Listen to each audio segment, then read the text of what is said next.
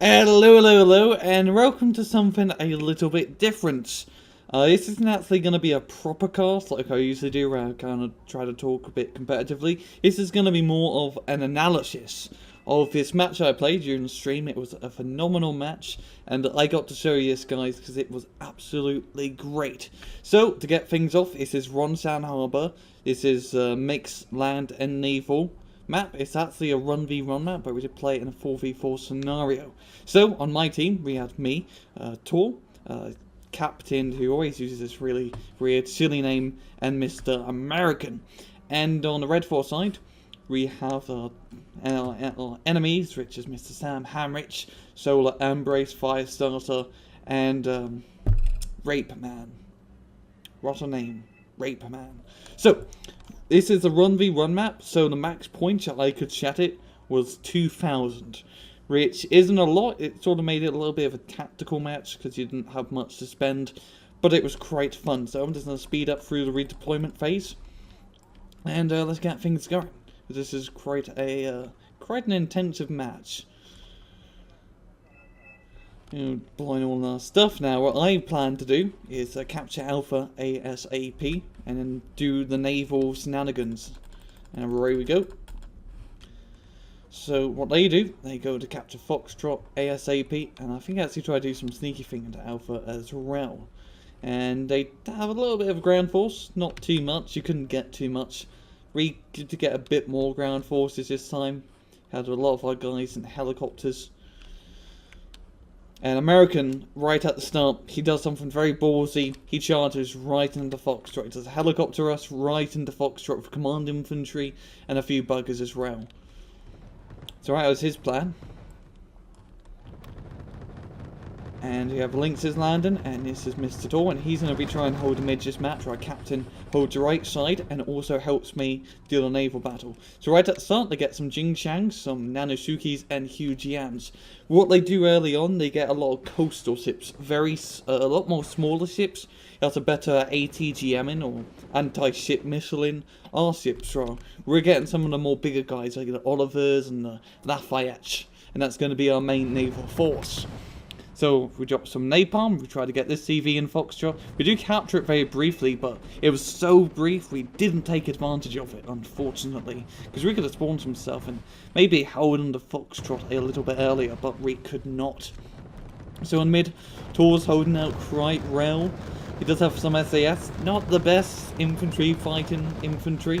Or infantry fighting infantry. Yeah, what am I going on about? They don't have machine guns is what I'm trying to say. So they don't have the extra firepower that normal infantry squads get. And Captain, he just holds his part of Delta. He doesn't really move up too much, and he just holds on to this little part, and we never really do anything around here.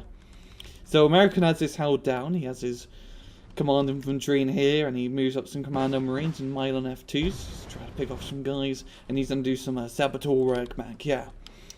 So Firestarter and Rape Man, the other two guys going navy at the moment. They got their little ship force here and they're moving it into the little corner. And we got our force, which is Oliver's, Lafayette, and we have some Chamsuris. Our Chamsuris are CIWS ships intended to shoot their missiles. And we're going to be shooting an awful lot of missiles. So the Commando Marines are great infantry in it. They're doing a great job with dealing with these little buggers. But they're just going to keep bringing out reinforcement after reinforcement after reinforcements. And they're going to get quite a few kills, these little buggers. But they are eventually going to die. Also like to note, he does actually have 2 infantry CVs in here. Actually, just notice that, yeah, it's 2 infantry CVs. Pretty smart. You know, better be safe than sorry. And we try to do some missiling. What we try to do is, when I like to play Navy, I like to get into gun range. I love getting into gun range and doing it like literally old style, broad face to broad face, firing cannons at each other. But the thing is, these guys got great missiles. These Nanosukis and bloody Jing Changs, they have some great missiles. And it's going to make it quite difficult for us to move up, because those missiles, one of them hit, if one missile hits a Chamsuri, that Chamsuri is dead. You see, we're taking quite a bit of damage at Oliver, almost dead. We have Lafayette, and we also have Captain helping me out with a little bit of Navy, and I believe American brings out some Navy stuff as well. And we're just trying to focus fire on these nanus. And we realise that, hey, there's not too much here. We can outgun them. These are some small ships. But yeah, and Firestarter and Rape Man, they lure us right into a trap. And they're going to spawn stuff immediately. And they've got these Trandrills which have some really nasty missiles, like 10-kilometer range.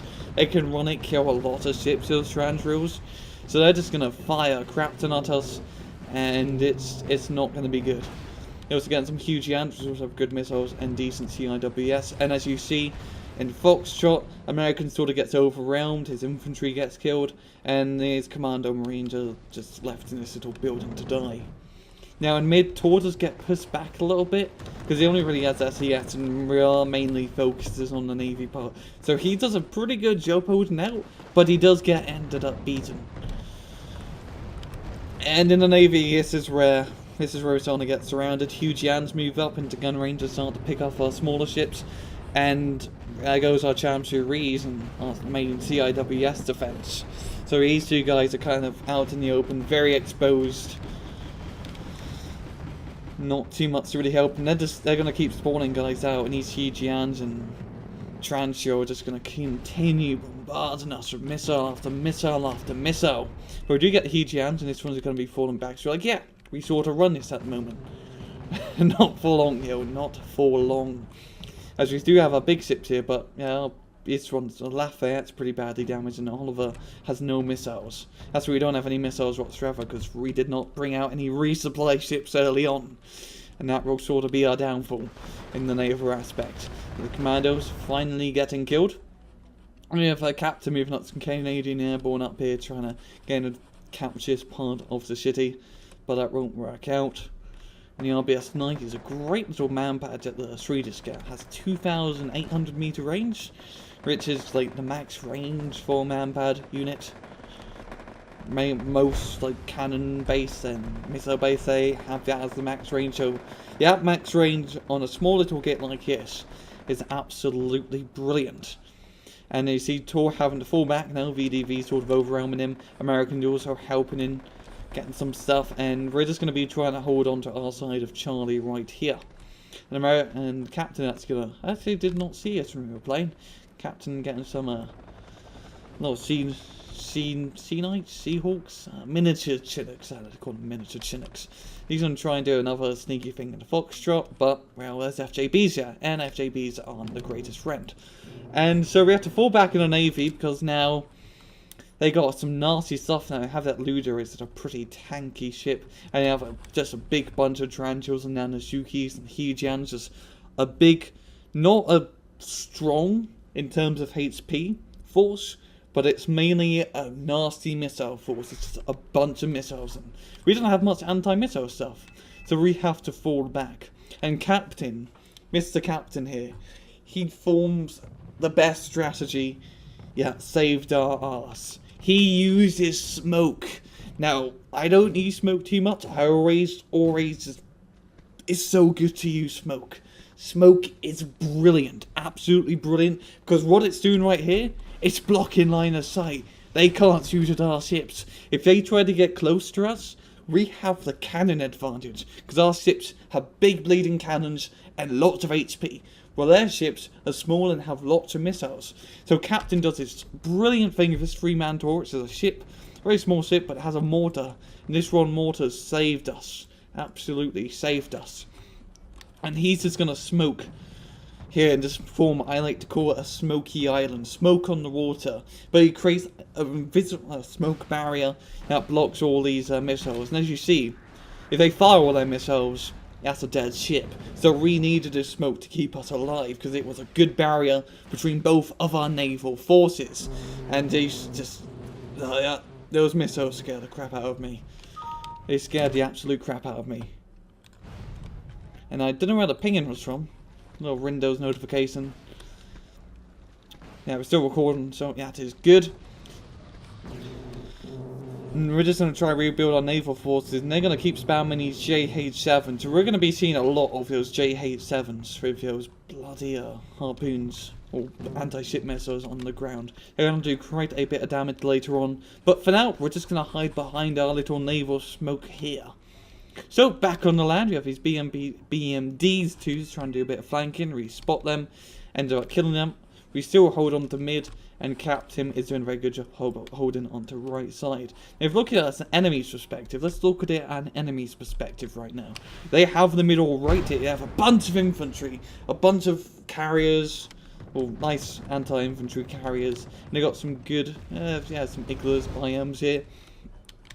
They know that they can't move up through that smoke because they know we have big ships with big guns. So they're going to stay here and just build up a giant force. They're just going to hold on to Foxtrot. And like Captain, they're just going to be completely passive on Delta. They're just going to keep a hold of that. Now, actually, really, we could have moved up on these guys on Delta. We could have been a bit aggressive and tried to move up onto them. Only a mod Scoochin, there was like pretty crappy AA units with the giant ass cannons, and just a Strela 2, just one Strela 2. So a pretty weak force, but we never take advantage of it. We never take advantage of it. So yeah, Captain's going to keep doing the smoke. I'm going to speed this up pretty bit. And there was JH7s. They're going to fly over. We never shoot them down. We never shoot those guys down. They always get out of here. But thankfully now we have a bunch of Champs-Uries. I actually have quite a lot of them. I'm the only guy really bringing out Champs-Uries on our side. And they're just great at shooting down those missiles. So Captain's just going to keep doing the smoke. Really, really good smoke. Perfect formation, just blocking our line of sight. I'm actually amazed that smoke works on water. I actually didn't know that. You could actually do the same thing on napalm, but it'd be a bit more expensive. And you see, this is one of many attempts they're going to try and move up onto Charlie. Because they have the infantry advantage. They know they have the infantry advantage in the middle, and they're going to try to take advantage of it. And with us mainly focusing on the left side naval, they're just going to keep pushing. They are going to keep pushing us. And really make us life a living hell. I think I help a little bit. I do bring out a Centurion, a little bit like Centurion AVREs later on, and a few Royal Marines to help out. But that's really about it. I'm mainly just worrying about naval. Because I brought a British Royal Marine deck. And all my infantry are Royal Marines and SAS. So very expensive infantry, because I couldn't really spam them. Try to get these top-notch Royal Marines to try and deal with that. I'm just holding down on the mid, and they're just going to keep bringing out lots of guys. They actually had a lot of BMDs, a lot of very nice armoured transports. And all of them are just filled to the brim of VDVs, and VDVs are very good infantry guys. Very good infantry guys. You know, America does bring out these little French mortars here. Very odd units. Been in the game since European Escalation, these little buggers, but they're very short range. These little cars with howitzers. Yeah, they're howitzers. Little howitzers on them, but they have an auto cannon on top of them, and they can actually fire directly like a tank. So it's a very multi-role unit. You can use it to kill infantry at close range, you can use it to kill infantry at long range and mortars, and if you're lucky, you can even shoot down a helicopter with your autocannons. So back on the left, both of us are just prepping up a giant bleeding force. We got Lafayette, Champs-Uries all scattered out. And really, yeah, it's just Lafayette up the butt. American also, yeah, Tor got a ship, Captain got a ship, American got a ship. We're all sort of just picking our part into the naval aspect. And yeah, this is where everything changes. They decide that they had enough. I don't know why they moved up. But this is going to be doing. They're going to move right into the smoke, and they're going to get in close range. And as I mentioned before, we have big ships with a lot of HP, with big guns. These Lafayettes have 100mm guns with like 4,000 meter range. Those Xu Jians and Jing Chang Shus, I keep butchering names in the... Yeah, those Xu Jians and all that rubbish, they're pretty short range guns, and they don't do much damage. They are best at the missile range. And then I move up right through into the smoke and re-spot them, and we have a bunch of Lafayettes with big bleeding guns. They're going to mainly focus on the Champs-Uries most of the time, which I don't really care about losing too much. I want my big hitters to stay alive. The Champs-Uries are sort of decoy, meat bait, and we're just going to fire the everlasting crap out of them. Just lots of cannons back and forth. And they're moving up all their huge yans. They have some Jing-Changs and Luders, which are pretty big ships, but still they don't have great guns. And this is where it gets really crazy. They move up their huge yans, and there's auto-cannon everywhere. Someone's gonna die. And they die in a spectacular fashion where all their ships die in a chain reaction. All those huge yans gone in the click of a finger. 440 points. Okay, like 600 points. Gone. Just like that. And they lose most of their fleet. All they have is that sovereignty and a few huge yans and Nanshukis and some Jing-Changs coming up. And we still have all our guys alive. So they are in the smoke. Most of them dead. They're going to try and fall back now. But we still have the navy. We still have all our big ships here. And they're going to be falling back, and we're just going to pick them off run by run by run. They do something a bit awkward. They get these carrier guys here. I don't know what they are trying to do. It seems Mr. Solar, he brings them up here and he tries to do a naval landing, but he has a pier. And this like, what, 10 feet of heightness is not going to allow him to do any flanking as Charlie, because that's what he wanted to do. But they're just going to be sitting there like shitting ducks, and that's a lot of points down the drain, because we can just shoot them with our Oliver Hazard parries and Lafayette. So we have a big force here, and we are going to move up. We're going to move up right into them and counter-attack them and try to camp their spawn. Because this is a spawn point. If we move up here, we can stop their naval stuff, and we can camp our land spawn here of just naval bombardments. Now, American also does help with his F-18s. Jesse didn't mention that. He uses them to great extent to help pick off the Sovereign Manty's HP, and the Sovereign Manty has a boatload. Okay, a literal boatload of HP, as it is just one giant bleeding boat. Now, when we move up, I use my Chamsuris up first, because they're faster ships. I wasn't really micromanagementing, but I'm going to lose all my Chamsuris, and that's going to be pretty bad later on. As you see, these JHs, they're a pain in the arse to shoot down. A pain in the arse to shoot down. That's the seed. They're seed aircraft. I just realised that. They are seed. I thought it was actually anti-ship aircraft, but no. But we had to shoot those two down, but there's going to be a lot more. An awful lot more.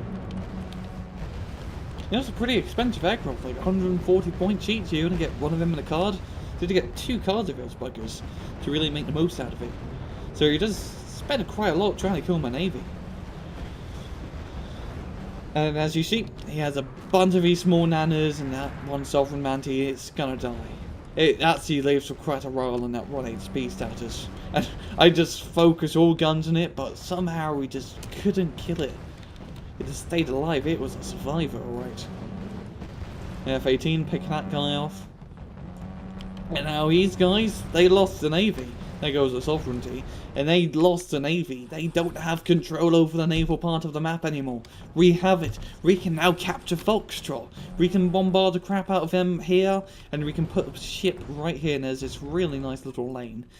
If you put a Lafayette right here, you can shoot all the way down into this little part here. So if they bring anything over this ridge, it gets bombarded by 100mm shells of pure destruction. And that Nana is going to go down, and all they have are these Mooners left, these resupply ships, and the Tarantula. And we're going to do a little bit of a chicken hunt, a goose chase with those Mooners. Now, Hornet coming in, and that's going to finish that guy off. Bada bing, bada boom. Those F-18's really nice. These guys did a very funny thing. They tried to smoke themselves clear because these landing craft, their rocket artillery is smoke rocket artillery, so it's quite interesting. But that's not going to save them from the Fremantle and the Lafayette, so moving into a bombardier position. So this is the little wild goose chase. Oliver Hazard. Well, I don't know why I actually didn't catch up to these guys. I captured one Mooner, but that's the empty one. I never capture these two. I'm just not bothered. I thought these guys were empty. But if I was to capture this one, that would have been a great advantage, because as you see, these guys are on bleeding fire.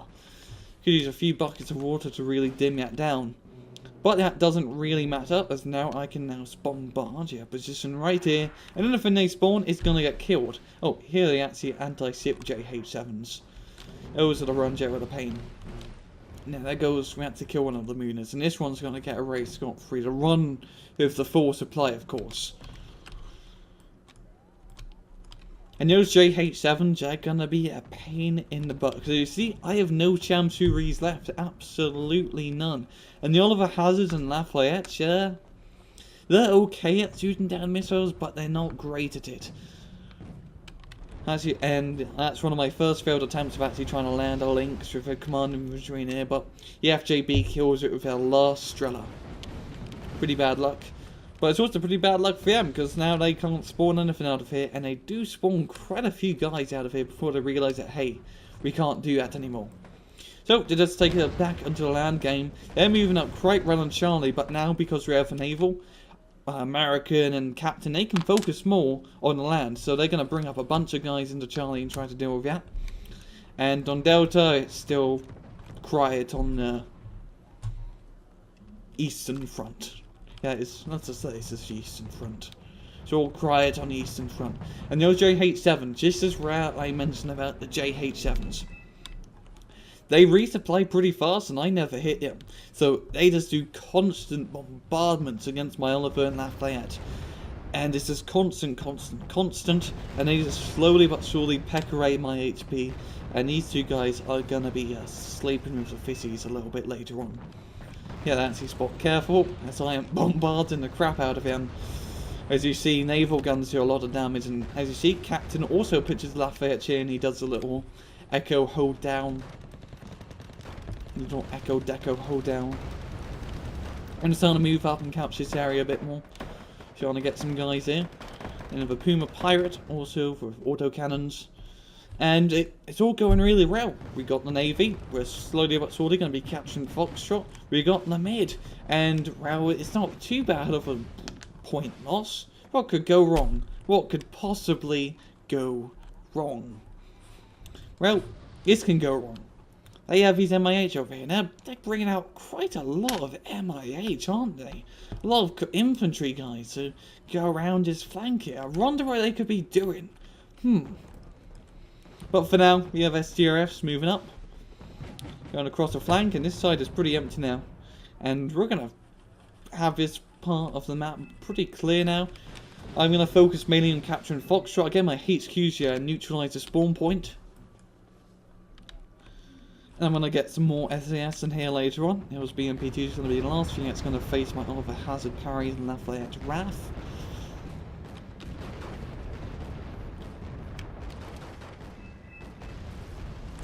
And the BMP2, good riddance. As you see, this is where I have in the naval. Winning the naval is a great advantage because you can just bombard the crap out of the enemy. Spawn points, you can really just control a lot of the map very easily. Because it's kind of hard to kill a naval unit with a land unit. You really need ships to kill ships. There's a bit of sneaky play here with their reserve infantry, which is a bit of a pain, but we do end up dealing with that. And oh! Look at it here. MI8's moving up, and an MI8 command infantry in it. A bunch of infantry. And they're going on this far right flank, which is completely undefended, and only an M113 and an M18 is, yeah.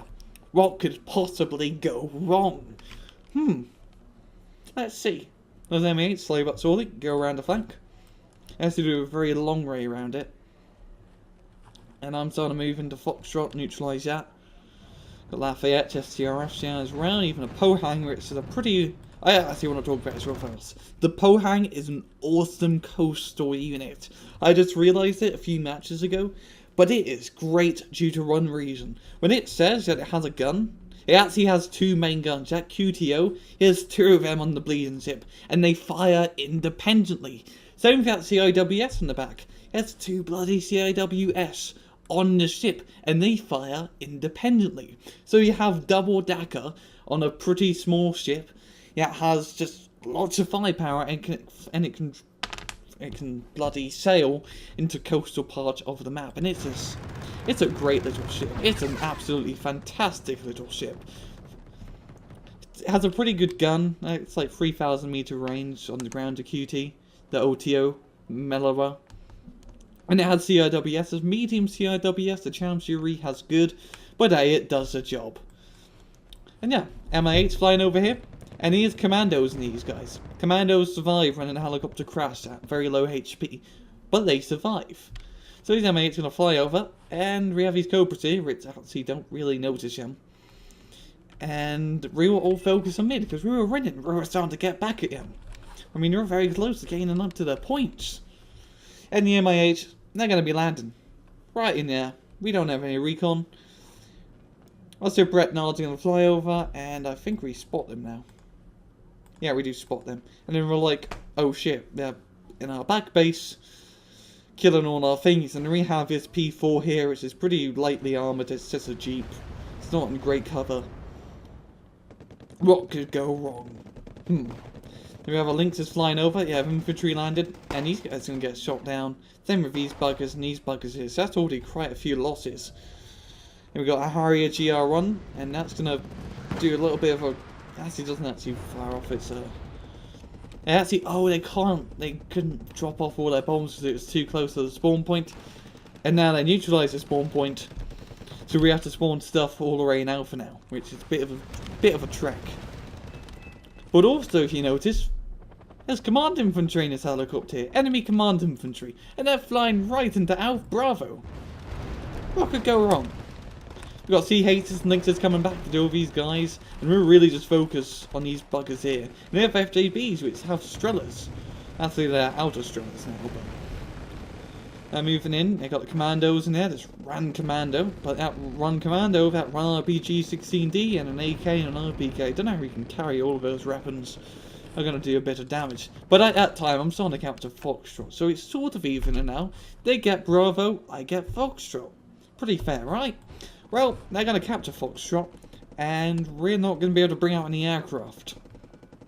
A bit of a shame, really, because we couldn't bring out any aircraft from Alpha. Yeah, we couldn't bring out any aircraft from Alpha, which was a bit of a shame. So we're not going to have our air corridor. They're bringing out some so-calls to do with our helicopters, and we're just starting to pour stuff back, like, we need stuff here ASAP. I couldn't really help too much. I actually had some good anti-helicopter stuff. I have tracked Rapiers and Stormiers, but at the time I wasn't really thinking, and I was all panicky and focusing on Mr. Foxtrot, so I guess that's why I didn't really help out too much over here. And I'm going to have Foxtrot under control. I try to move up a little, or Captain moves up an empty supply boat to go to its death. And this is Lafayette, as you see. Great bombardment point. As you can just shoot anything that comes across the bridge, and you can actually block off the bridge with all the dead bodies. And now you see these guys have to like slowly navigate around while being shot at by 100mm cannon cells. Not the best position you want to be in. So now they actually spawned a bunch of guys in Bravo. They actually have command infantry just in the perfect spot here in a dense forest, and now they're spawning stuff out of Bravo. And we don't really have too much, well, strength here. We have some Reek helicopters and there's command infantry, but they're starting to bring out some Reek, or at least some sort of tank, and some cheap attack helicopters. And we're sort of panicking at the moment because they got Bravo. They're right behind us now. What are we gonna do? We got a QW. They got a second command infantry just in case we do spot these guys. But we never end up killing them because we didn't have arty. We did not have arty. And we spent a lot. Oh, I spent we spent a lot of money on boats. A lot of our stuff was on boats, and they're just sitting there doing absolutely nothing now. They can't really help. So our naval advantage is sort of for naught in terms of Bravo. We do have Foxtrot, but well, we can't really shoot anything from Foxtrot now, can we? Because there's a bunch of bloody naval containers in the raid blocking our line of sight.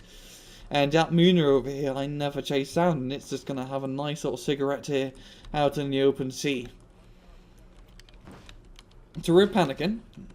They have Bravo, and they're spawning a bunch of stuff behind us. Yeah, Foxtrot, yo, which is always quite nice. And in these last 9 minutes, it just turns into a crazy, crazy game of everybody sort of shouting at each not shouting, but everyone sort of panicking at each other, like, oh god, we need this, we need that, we need to move up here, we need to attack this area and that area, so on and so forth. So KW's pretty good AA. Let's see, can I place now? Oh, that's weird. I can't place our Marcus. There's E9's flying over, Mix keeping the skies clear. Link's free and some SAS. And these guys are going to try and deal with Bravo. I'm going to try and deal with Mr. Bravo. Move up a boat into Echo, try to capture that area.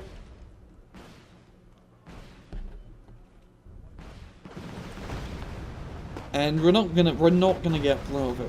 I ended up realizing this, I should stop saying end up realizing, yeah, well, they got a spawn point, yeah, it's gonna be pretty hard to take a spawn point in the open terrain, right? You can just instantly spawn ATGMs and tanks, and as you see, I have a very nice AA net with HQs and there's PLRKs and a bunch of us and other nasty buggers, and they get more CVs to hold down Bravo. They're gonna be staying there for a while.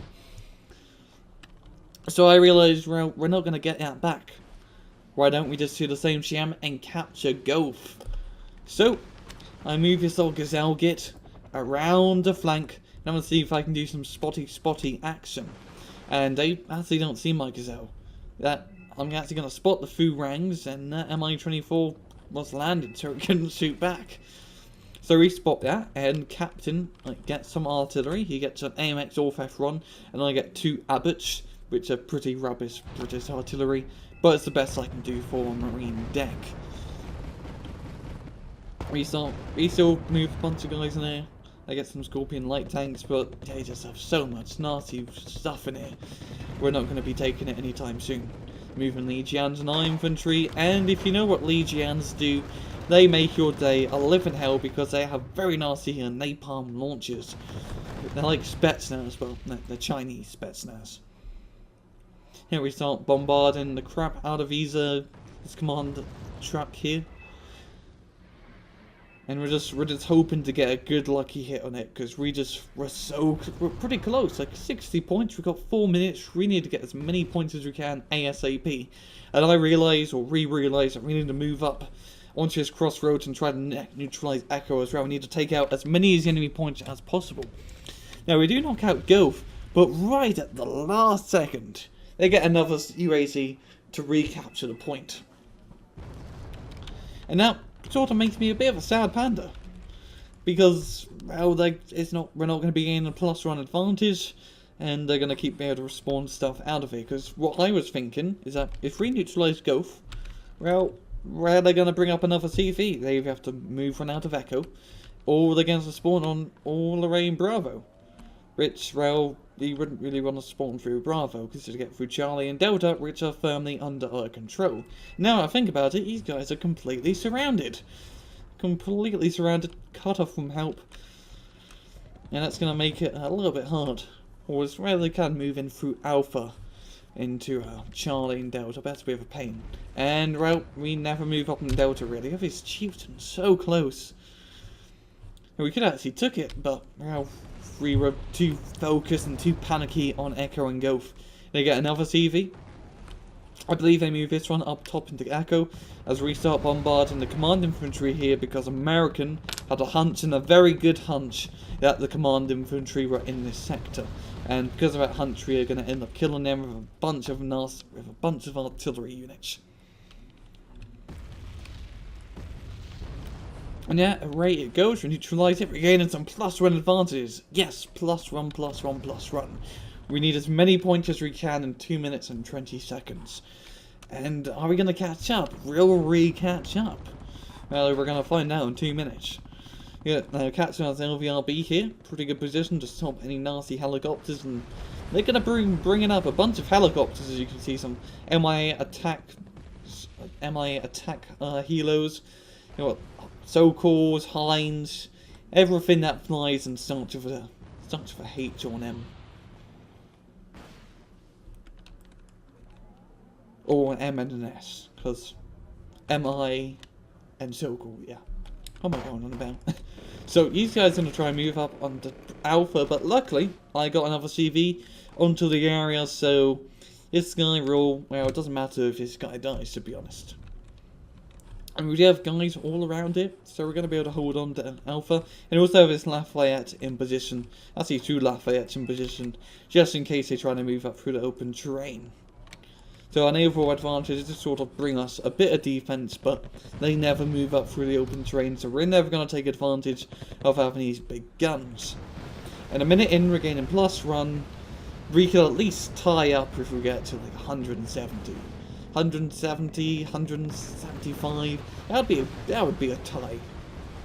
We just need to keep his plus run for as long as we can. Can we do it? The new Scorpion light tanks are just doing everything we can to kill a CV. We're just trying to kill CVs at the moment. They're bringing up another run into Gulf. We're bombarding this area, as I actually did another recon suicidal into that. But they actually have command infantry in this town sector here, so we're not going to get it. And one finds helicopter us. They're moving in through Bravo. We're not gaining a plus advantage, and there's only 20 seconds left. There's not much you can really do in 20 seconds, especially in an RTS. And well, there's going to be a GG. I said, yeah, it's going to be a GG. And end. Okay, away we go. And we do end up losing that match. As you see, it's a very close in terms of kills. You do get the kill advantage, but only by like 300, which is hardly anything. Hardly anything at all. And that was just, when I played that match, it was brilliant. Absolutely brilliant. Just, both sides did really great things. Captain with his smoke on the water strategy, and us capturing Foxtrot and doing that. But yeah, helicopter us around the flank and capturing our Bravo side.